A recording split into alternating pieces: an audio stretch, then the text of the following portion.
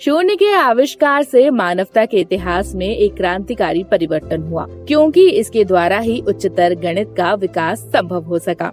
अगर शून्य का आविष्कार न हुआ होता तब उच्चतर गणित आज की अवस्था में नहीं होती। वैसे विश्वास के साथ ये नहीं कहा जा सकता कि शून्य का आविष्कार किस व्यक्ति ने किया, लेकिन इसमें कोई मतभेद नहीं है कि इसका आविष्कार दूसरी तीसरी शताब्दी में भारत में हुआ था। सभ्यता के विकास के आरंभ से ही मानव संख्याओं को अलग अलग विधि से लिखने की चेष्टा करता रहा।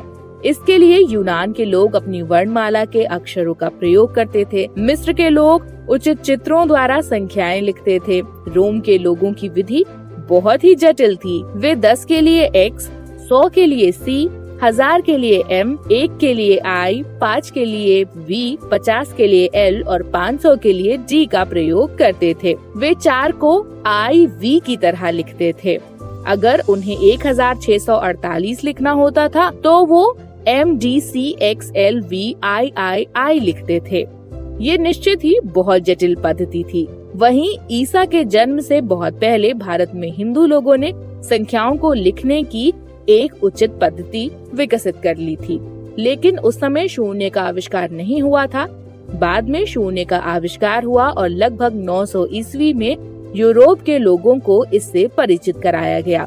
इसे अरब के व्यापारी वहां ले गए और ये हिंदू अरबी विधि कहलाई। शून्य में कुछ विशेष गुण हैं। अगर इसे किसी अंक में जोड़ें या किसी अंक में से घटाएं, तब परिणाम वही रहता है। किसी अंक को यदि 0 से गुणा करें तब परिणाम 0 आता है। वैसे शून्य एकमात्र ऐसा अंक है जिसे किसी भी अंक से भाग दे सकते हैं, लेकिन ये और अंकों को विभाजित नहीं कर सकता।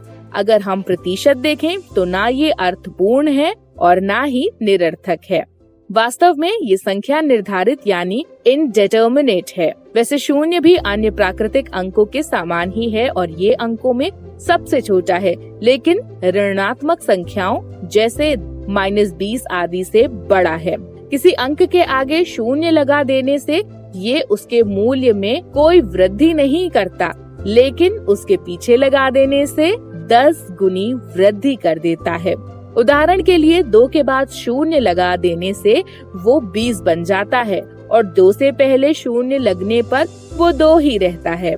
सभ्यता और संस्कृति के विकास में शून्य का आविष्कार बहुत ही महत्वपूर्ण है। इसके बिना आधुनिक विज्ञान, उद्योग और व्यापार की ऐसी उन्नति की कल्पना भी नहीं की जा सकती थी। तो देखा आपने कैसे शून्य हमारे लिए एक बहुत जरूरी अंक है। तो दोस्तों, अगर आपको ये वीडियो पसंद आई हो तो इसे लाइक जरूर करें और चैनल को सब्सक्राइब करना ना भूलें।